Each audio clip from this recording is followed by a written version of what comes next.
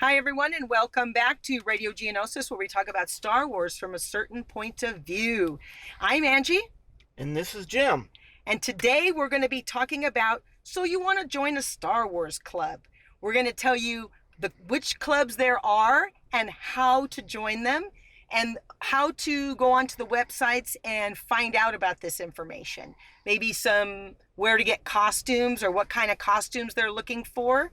But before we do that, we're going to go over some hot happenings this week. And so first of all, the original Star Wars movies are coming to Carnegie Science Center in Pittsburgh.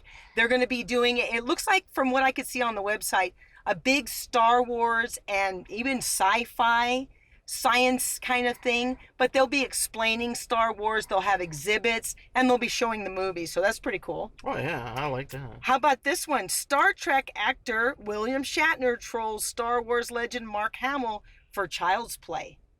Oh yeah, that's right. Mark is he's in the Child's Play? Yeah, I think he's doing the Chucky voice. Oh my god. Which that's something he would do. Has he done it before? I don't know. I don't think so. I think this will be his first Chucky performance. Oh wow. But, since he's a voice actor as well as a, live action actor, yeah, this is right up his alley. Yeah. And he likes doing weird stuff, because, well, he's a Force ghost now, so he can pretty much do whatever he wants. Well, yeah, and he was also, the Joker. Yes. In Batman Beyond. And he was also the trickster on the Arrow show. Yeah. Was it Arrow or was it the Flash? I don't remember. It was one of the two, but it was Flash. Yeah. It was Flash. It was really good. I shouldn't have said Batman Beyond. It was actually Batman the animated series. The animated series. Yeah. That's okay. Yeah. Also, Vanity Fair in June has the issue of the Star Wars character from Rise of Skywalker. Oh yes, that is fantastic. It's actually quite a long article as well. Do you have it? I've read it. I read it online, but the Vanity Fair issue in question is available for purchase at your local newsstand or bookstore. I need to go get one. Yeah, it should be available. It's a really nice long article. Interviews several of the actors as well as J.J. Abrams and Kathleen Kennedy. That's cool. The photo shoot was done by Annie Leibovitz, and she's been doing Star Wars photo shoots since 1999. Oh wow! So she did Phantom Menace, and she did the prequel trilogy when they came out, and then she did Force Awakens and Last Jedi. Now she's doing Rise of Skywalker. I think that's kind of cool that they keep the same photographer. You know what I mean? To stay in line with the movies. I that's kind of a cool thing. Yeah, and she does some great work. And some of the photos that you're gonna see, they won't necessarily be photos from the film. They're gonna be films of course, behind the scenes, like camera shots and stuff like that. Right. As well as the director and whatever. But they will do posed shots that won't be scenes in the film, but you'll see like this character's doing this. For example, they did. There was a shot that Annie did in episode 1 of Obi-Wan and Darth Maul fighting on Tatooine, which did not air. Yeah, it didn't happen in the movie, but she did a shot of that happening. And one of the things that would have been cool. Yeah, and one of the things that she does do or has help with is that she'll take photos and then she'll send it to Lucasfilm and ILM, and they'll doctor them to like put the special effects into the shot. Oh wow! So if it's like with lightsabers and stuff like that, yeah. So you could see the lights. Right, exactly. Like we do with our photo shoots. Mm-hmm. How about this one? Lots of Star Wars fans are creating scavenger-looking cell phone covers to blend in with Batuu. Oh yeah, that is Badu? It's Batuu. Batuu? Okay, I did say that right. Batuu is the planet of that is represented in Galaxy's Edge at Disneyland and Walt Disney World. Disney's Hollywood Studios in Florida. Yeah, it's actually in the Hollywood Studios there.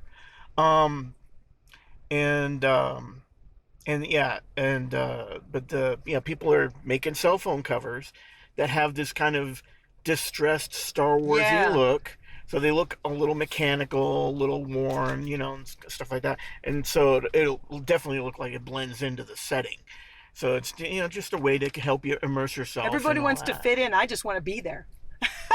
That too, and I just want to go. I've seen even people at work went. I was like, what the heck? I want to go. yeah. And as far as I know, it's still it's, Yeah, it's still reservation. it's still reservations, but the current plan is still to remove reservations on June 24th. So anybody can go in. But You there's know, going to be a limit. I still heard that there's going to be somewhat of a limit. yeah, they will. They will pack. They won't just let everybody go in. There will be a capacity. That means they're not just going to pile everybody in until you can't fit. Yeah, I No. mean, that would be, and the way it seems like it's closed in, you don't want to do that. It just seems to me, if they kept it reservation, I think it would be kind of cool. Well, yeah, and it wouldn't necessarily hurt. I mean, there's still going to be a lot of people going in and be permitted to go in, Right. and because it's still a big place. Believe it's over 14 acres. But That's still, you could think about all the people that are in Disneyland. yeah, yeah. It would be insane. Well, the capacity is pretty. It's high, but it's not unlimited, obviously. Right. Well, I've known it to reach capacity, which is crazy. When we went there for Fleet of Fans, I was blown away at how many people were in there. Oh yeah. It was crazy. Yeah, the park packed before there was a Galaxy's Edge. And imagine it now. Yeah, yeah. All right. Did you know that once Yoda appeared on the MTV Awards and was nominated and won for the best fight scene in 2003? Yes, I did see that video, and that was awesome. I thought it was the cutest little thing, where you actually, basically CG'd Yoda floating from Episode 2, basically, and they used that model. Yeah. And then they, let him accept the award, which is basically the end fight for. Gosh, I don't remember seeing Attack that. of the Clones. Yeah, back in the day, I didn't watch too much of the MTV Awards, but I just think that was kind of cool. How about this one? The image of Kylo Ren is on display at the 2019 Licensing Expo in Las Vegas. It gives everyone the first look of his repaired helmet. It looked pretty messed up. It looked like a kid glued it together. It looked bad. Well, you figure that Kylo/Ben.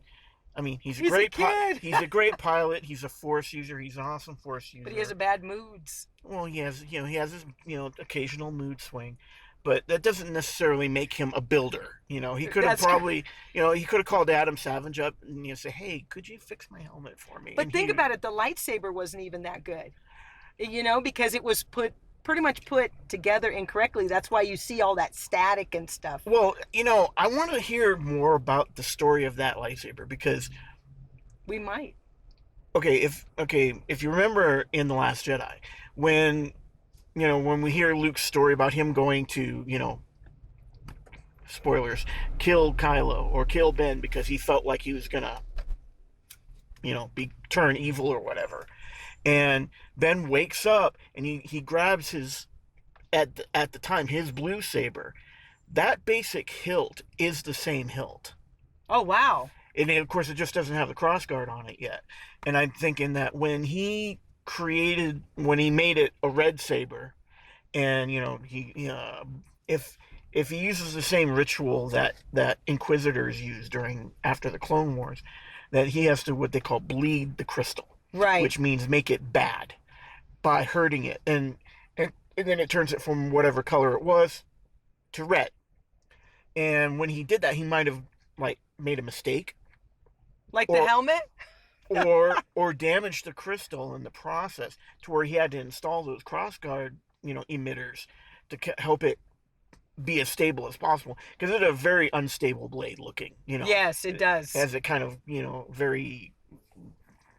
almost like a flame in a way. Yeah, but, it's a mess. Yeah. All right, now you've got one on EA Games. Yes. From what I understand, tomorrow, EA is going to release gameplay footage of Jedi Fallen Order. Yeah. Game that's coming out later It looks this cool. year. I'm not a gamer, as you guys know. Now, the original trailer that they released during Celebration is a trailer that used the gameplay engine, which I don't know the name of it off the top of my head if you're, technical. But I believe it was the actual engine that they used for the game in that trailer. And so, but tomorrow we're actually going to see gameplay which is that you will see if you're playing on your console or PC, and it's basically going to look exactly the same. That's going to be cool.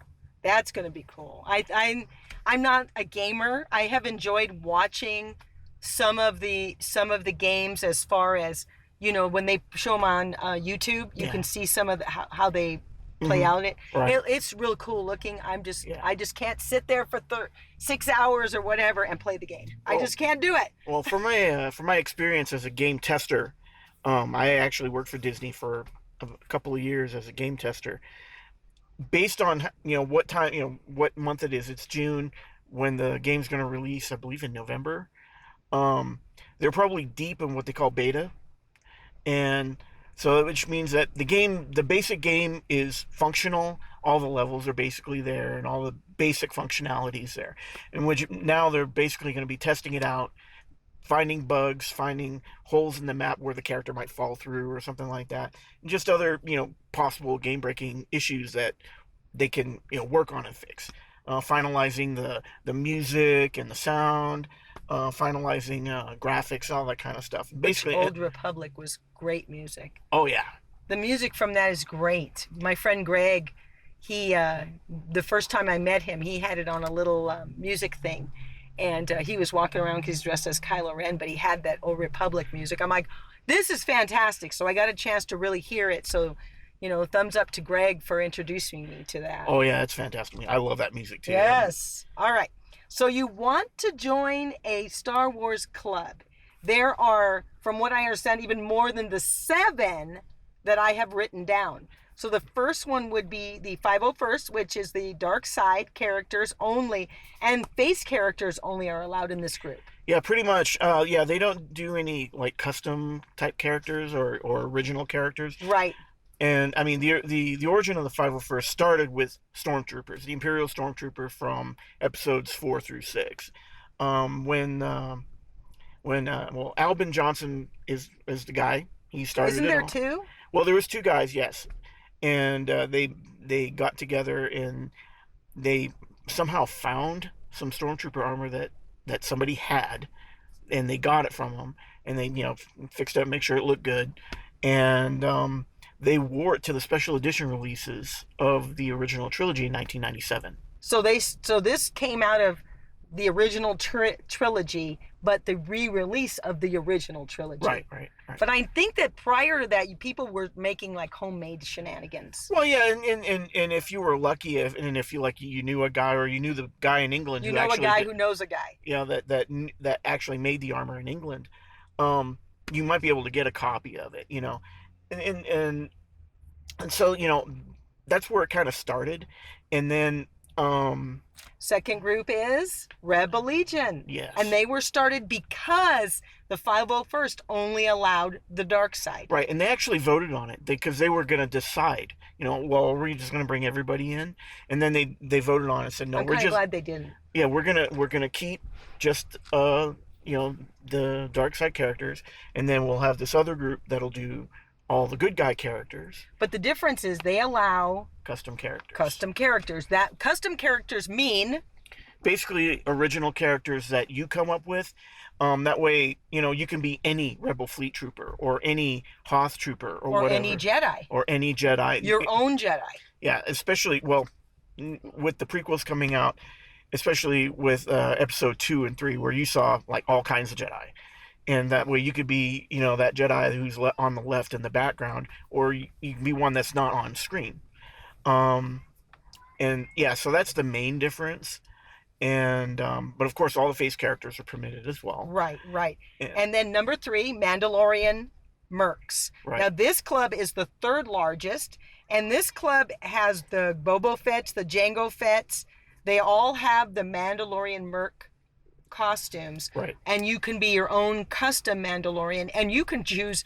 With this one, you can make it just anything you want. Yeah, pretty Any much. kind of as long as it follows the Mandalorian Merc helmet and all of that. Right. You can put anything on it you like. You can do any kind of painting that you like. Mm-hmm. This one gives you pretty much the freedom to create whatever. Yeah, it's the most, if anything, one of the most custom of the groups.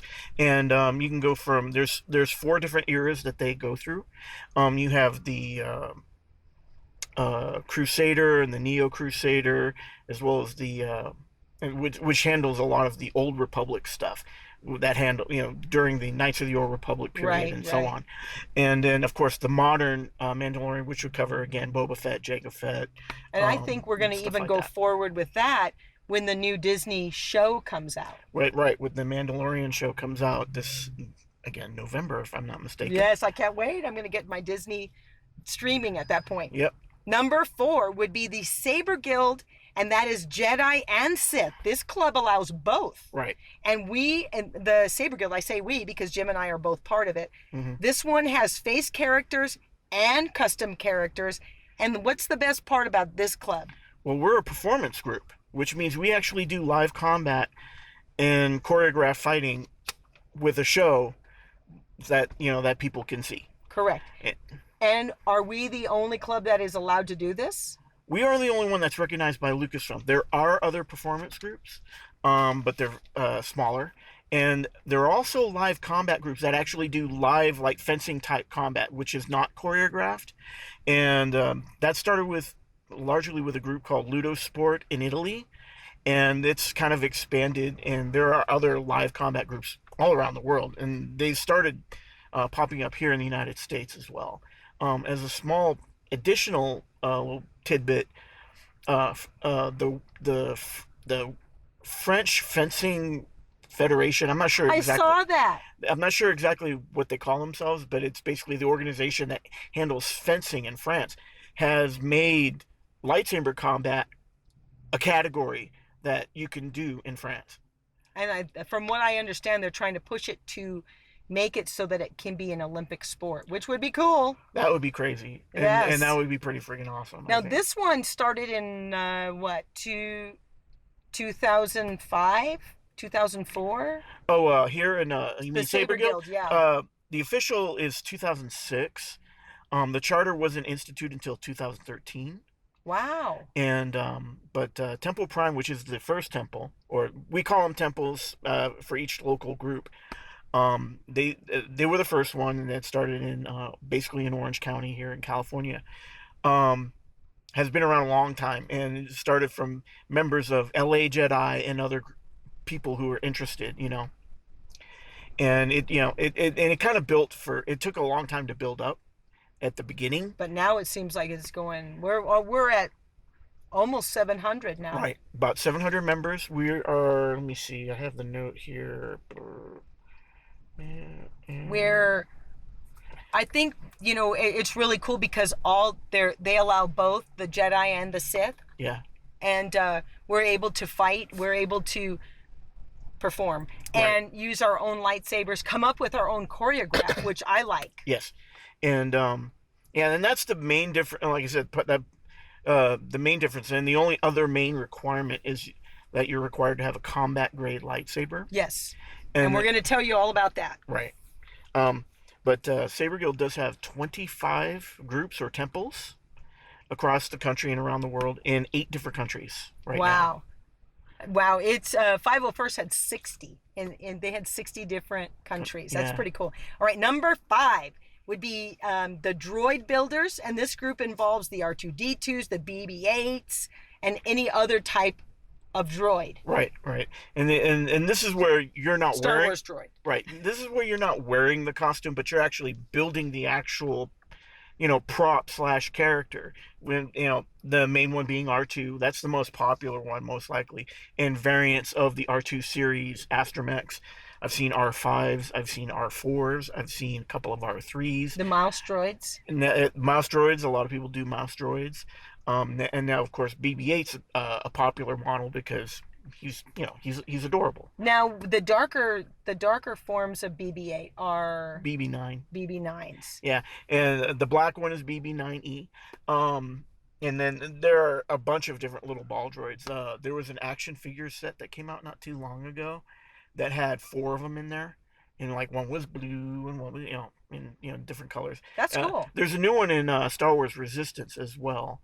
Yeah, I saw that. Yeah, It looks like it's going to be pretty cool too. and kind of a female themed character. That was basically BB-8's counterpart in Friend. And it And looks like in Rise of Skywalker, there's going to be a new one too. yeah, and he's a he's, as far as I know, he's going to be unique. But basically he's a tire with a lampshade on his head, Oh my God, that's funny. and his name is Dio D0. But he's about maybe half the size of BB-8, so he's really small.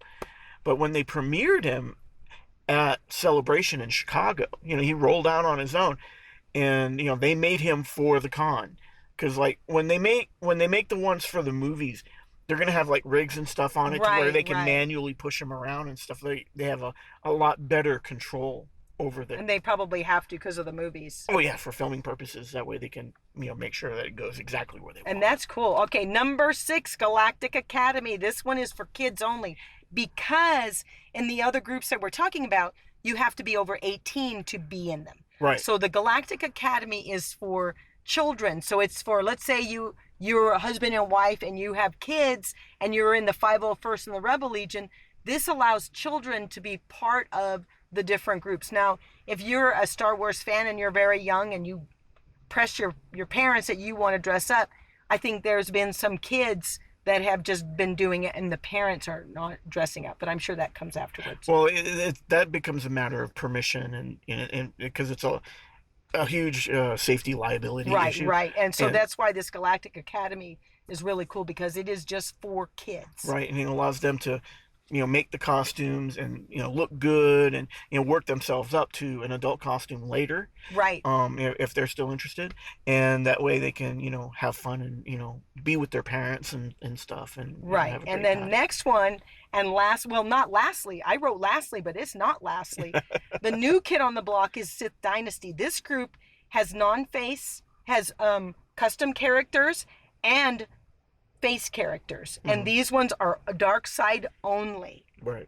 So what we are is, because I'm part of this group as well, so any Sith, any kind of dark bounty hunter, Darth Maul, it could be Darth Vader, any of the darker characters, you can be part of this group. Revan could be part of the group, even though he's a good guy, bad guy. Right. Anyone who's on the dark side can be part of this. So that's the newer group. But now we've got. There's still a couple more out there, and there have been some that have come and gone as well that are no longer active. But I want to add to the list Dark Empire, Right. which is another dark side themed group, which is pretty much exactly the same as the Sith Dynasty. Sith Dynasty. They've been around a little longer.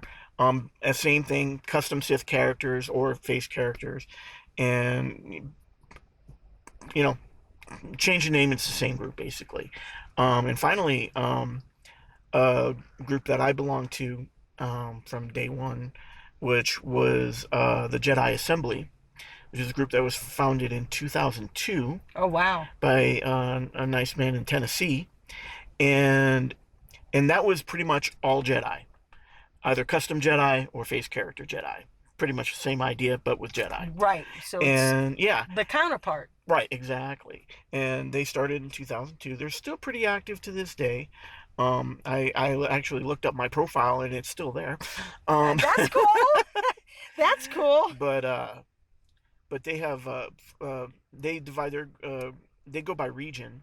So they have north, south, west, northwest, and How many people are in this one? last I heard it was about 500. Wow. There's a And lot of us out there, isn't there? yeah, and the cool thing is that we all ascribe to dress up as Star Wars characters. Yeah.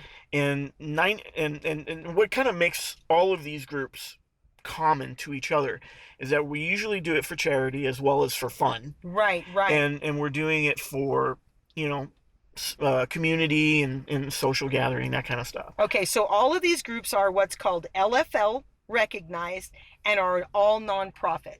So LFL means Lucasfilm Limited. That's just the name of the company. But and being recognized, we're not licensed to do any of this. We were basically given, kind of Permission. unspoken permission. Lucasfilm, through its fan relations people, in this case Pete Vilmer's current fan relations person, as far as I know, um, give Star Wars fans a lot of latitude in terms of doing things like costuming, making fan films, and writing fan fiction, that But kind of there stuff. are limits, because you don't, when you're in a costume like that, just like when you're at work, you are representing Disney. So when you're in these costumes, part of any of these groups, there are rules to follow. Oh, of course. And as far as getting in the costumes. Yeah, there's rules for behavior, and there's rules for doing certain things, and it's also because we're nonprofit, we can't take money for what we're doing. Correct. We do not get paid for any of this. No. And but everything. But each group Uh-huh. has something that we do ours for Make-A-Wish. Some of them do for children's hospitals. Some of them do for cancer. So every single group has a nonprofit organization that we give to. Right, yeah. We take these donations, and 100% of these donations go to the various charities. Saber Guild's default is Make-A-Wish. Right. And some of the other groups, they may not have a default, like to they who they give to. But a lot of times it's Make-A-Wish, because Make-A-Wish is directly associated with kids 99% of the time as well. So it's kind of a cool thing. We work with the kids, and then the kids, will have a thing. For example, we did a Make-A-Wish event for a child here in Southern California. I saw that one. It's really moving. And his name is Benton, and he had cancer. And he, as children with cancer do, they have a rough time. They have to go through all the various healing processes and chemotherapy and all that. And his wish that Make-A-Wish, hooked up with him, was that he wanted to be a Jedi for a day. So we made him a Jedi for a day. Oh boy, did he get to be a Jedi. We made him a costume. We got him a lightsaber. And actually his brother kind of tagged along too, his older brother.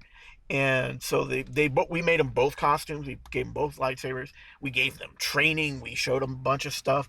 And we showed them how to fight. We showed them all kinds of fun stuff. And the Oakley factory down in, I can't remember the name of the community, but it's near Orange County, somewhere in Orange County. It's in Orange County. It's near Irvine, but the Oakley factory gave us their facility. They have a big theater that's really kind of nice, and they let us work in there to work with the kids and have fun with them. But that was only half of it. Then there was a fundraising gala later that Make-A-Wish puts on, separately, and they made a video of the training, and they showed it to the people who were, there, and then the 501st busted in, and they kind of like took over the building, and then we had to fight them in the middle of this fundraising gala, and so it was a big, huge thing. And then we ended up knighting Benton, and I haven't even been knighted. Well, yeah, I was knighted. I'm sorry, I was knighted before I left the planet. With you, yes, you did. But anyway, but that's an example of what we do. We visit kids in hospitals, and we do all kinds of crazy stuff, and it's really fun, and it's really heart moving. I know. And it can be heartbreaking sometimes. I know. One of the cool things about being part of any of these groups, and I'll say a difference with Saber Guild, is that everybody can have cards made. They have their own personal trading card. But the cool thing about the Saber Guild, and the difference between the Saber Guild and Rebel Legion, is, one, we get a number. Yep. We get a number. With the 501st, you pick a number. Right. Because we're in the middle of the Moff Tarkin thing, and right. So Mark got to pick a number. But with the Saber Guild, you get to pick you are given a number, you get to choose your own custom name. Right. And you get to choose your own custom story. Yep. Which is, like I have said before, you're in my Jedi story because you brought me into the fold, but my Sith character was my own creation. And so I really love that part of Saber Guild. So You want to know how people ask me all the time, how do you get the costumes? What's involved? Each of the groups has got something called the CRL, correct? Right. It's a character reference library. Right. And so you can go on to the 501st, you can go on to Rebel Legion, and you can go on to their CRL, and they're going to tell you each thing that is required for each costume. Correct. And so for ours, we have specifics too. Yes.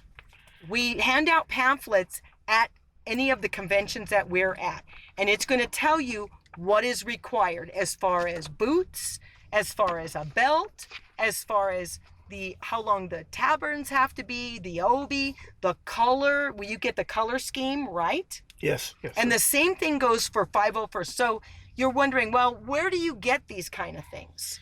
Well,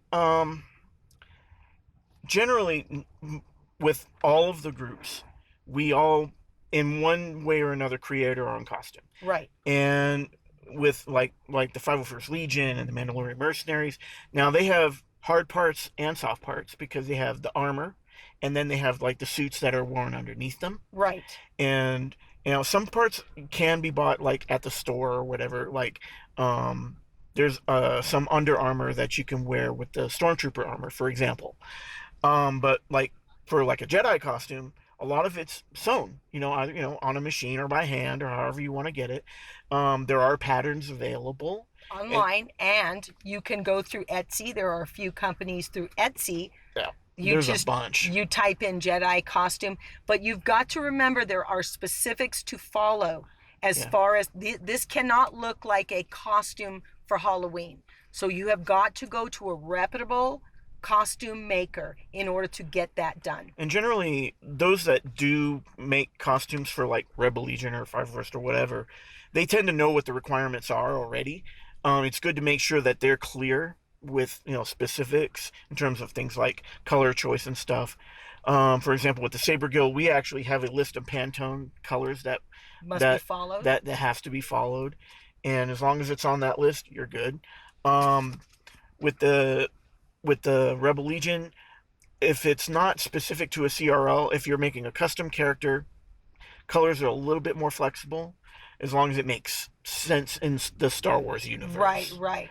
And then of course things like, again, with things like belts and stuff like that, leather materials, they can be real leather or they can be fake leather like pleather or anything, as long as it looks good and it'll hold up, and that way you can still go out.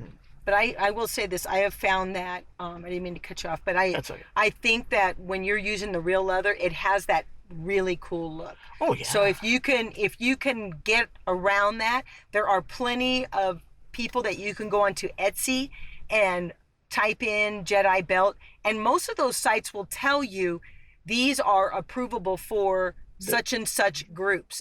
They'll specifically tell you that. Yeah. There are people who make rank bars for 501st. They make food caplets for Jedi.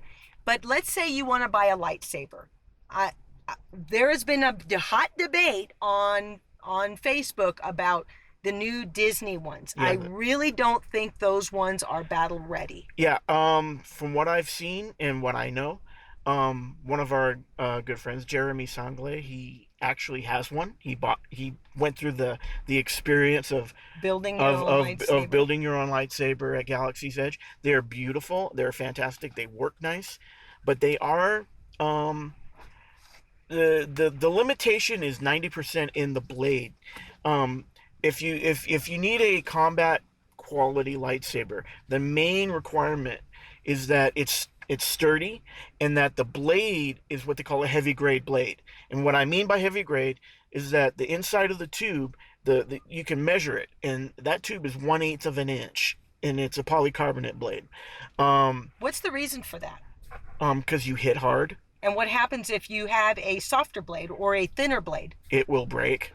Okay. It's that simple. So that's the reason why. Yeah, it's really that simple. Like the Force Effects lightsabers, they have a what you would call either a medium grade blade or because the tube is only like a 1/16 of an inch thick. Right, and the lights go through the tube. Right, and so sometimes those LEDs will break if you hit hard.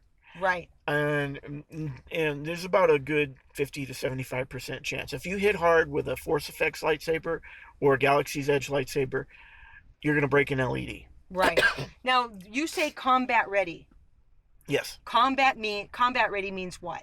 It means that you're ready to fight with it. That means that you can hit hard against another saber or a hard device, and it'll hold up and it won't hurt it. Um, because Now, if you want to get a lightsaber, people ask me, where do you go to get these things?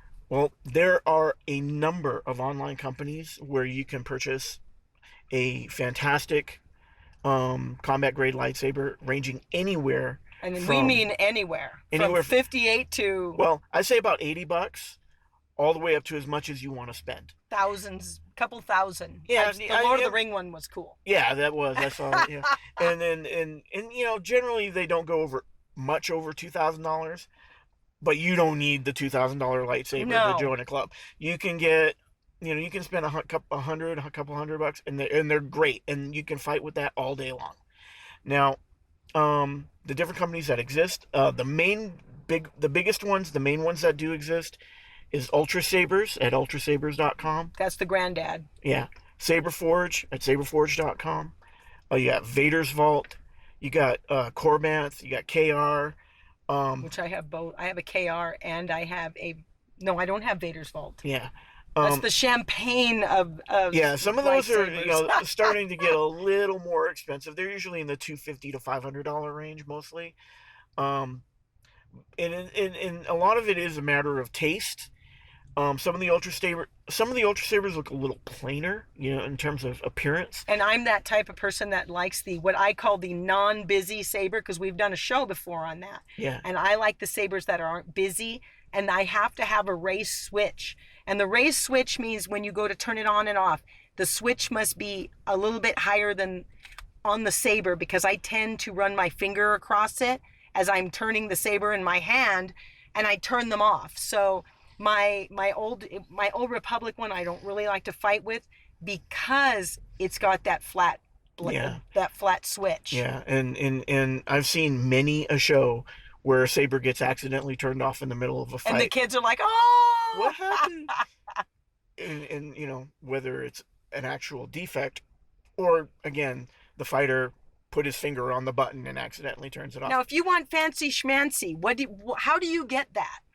How do you get fancy schmancy? Yeah, like let's say you want to get something with sound, or what we call is flash on clash. Right. Well, basically, most of the companies offer all the features of a lightsaber that has all the sounds that you would expect: power up, power down, hum, clashing, deflecting blaster bolts, and some, and that's all part of the sound package. And there's a bunch of different sound cards that are available, either whether you construct a lightsaber yourself or through the various companies. Ultra Sabers offers the Obsidian board, they offer the Emerald board.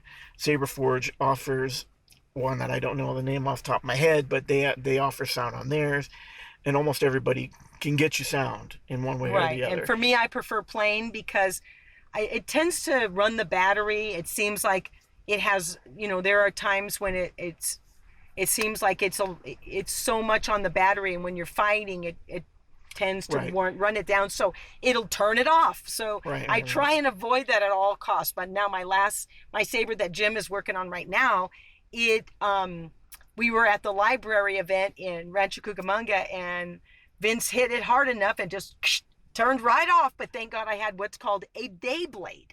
Day blades look like your blade, like your lightsaber is still on, but it's just the blade that is still red, it's blue, it's pink, whatever color you choose. Right.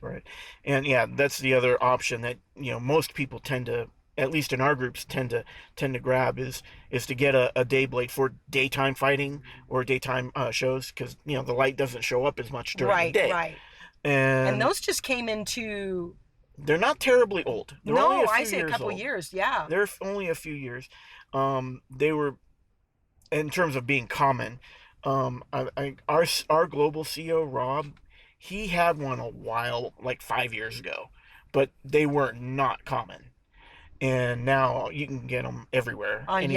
And they range anywhere from 35 to $50. I remember one time we were at a fight, and Rob, that is our global now, he kind of had to doctor one up and spray paint it red. So when I was done fighting with him, my whole blade was covered in his red lights.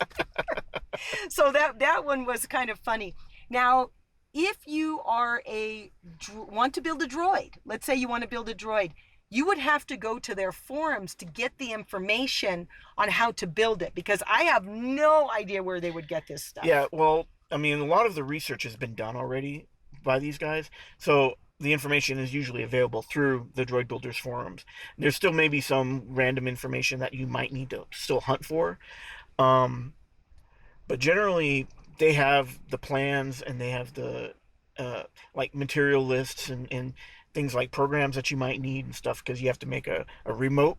Yes, and that's like Which- buying a car, man. Let me tell you, that's expensive. Yeah, and you know the remote looks a lot like an RC remote, like for an aircraft or for a car or whatever. But it's gonna be for your droid, and like what kind of electronics you're gonna need, what kind of lights do you use, whether you're gonna build it with wood or aluminum. I think aluminum would be lighter. Can you imagine wood? Well, wood might not be too heavy. Well, it depends, and it's what there's droids that are built in both, and it depends what kind of machining capabilities you have and stuff. Right. Because these pieces can get pretty big. So, and but generally, the droid builders were really cool about helping you find the information you need, directing you to where you can get parts. Some of these guys make their own parts; they'll 3D print them, and that's cool. And some of them will machine parts for you, and then you can buy them off them, and then you can put them on your droid. And it depends on how long you want to take to make it. Like if you want to, like, I need it in a month, or do you want to like do it over an 18-month project? I would say that you'd have to stretch that out. If you need it in a month, you're kind of better buy one that's already put together. Well, yeah, and that's the thing. What kind of money do you have? That kind of stuff. Because like an astromech can run anywhere from a couple thousand to $10,000. I saw a thing on Facebook about Galaxy's Edge. They have one in one of the stores. Yeah. It was $25,000. Yeah. And I can't imagine someone walking in there, I'll take that. Well, there are rich people in the universe, unfortunately. And With sadly it's not me. But yeah, I would be just totally into that. And oh man, can you imagine? I probably would, if I had a lot of money, I'd empty out that whole Galaxy's Edge. That's the funny part. So anyway, yeah. I would think that that's pretty much what you need to do for the droid building. But basically what it boils down to is that if you want to join a Star Wars club, you basically, a lot of it now is, you get online and you see if there's a group nearby you. Right. In some places it might be harder than others. Like if you're in the middle of Kansas or Montana or something, it might be a little bit further for you. Who knows? There seems to be people out there in the Outer Rim. Well, there are Star Wars fans everywhere. Oh, yeah. And if you want to start your own group, there are ways. But the internet will allow you to connect with people that you need to connect with. And basically it is find a group, connect with those people, start talking to them, learn what you need and, where to get the materials and, make your costume or whatever, and then start trooping, and have a great time. Right. And, if let's say you decide, I don't know, I really don't know what to do, I'm still a little confused, you can go on to their forum page. So all you would have to do is go onto Google and type in Rebel Legion, type in Saber Guild, type in 501st or whatever group you want to be part of, and their forum page, you'll see a listing and you'll see a forum page. You can click on that. And you can contact them by writing them on, through email or whatever. Somebody is going to contact you and tell you how to get started. I have been part of these groups since 2015, and it is one of the best things I've ever done. And I can't thank you enough for taking me to practice, because it spawned a whole lot of stuff. Well, I agree, and I've been doing it. I've been wearing a Jedi costume for 15 years. And you ever get tired of it? No. Neither do I. But for me, it's a way of giving back to the community. Yes. And making kids happy and making everybody happy. and giving people a symbol to look at that says, this is a good guy. Yeah, exactly. All right, well, that's going to do it for us this week. Please follow us on Facebook at Radio Geonosis 2.0. Please follow us on Instagram at Radio Geonosis. And please like and subscribe on our YouTube channel, Radio Geonosis. And for all of us here at Radio Geonosis, thank you and have a great day. Bye. Bye.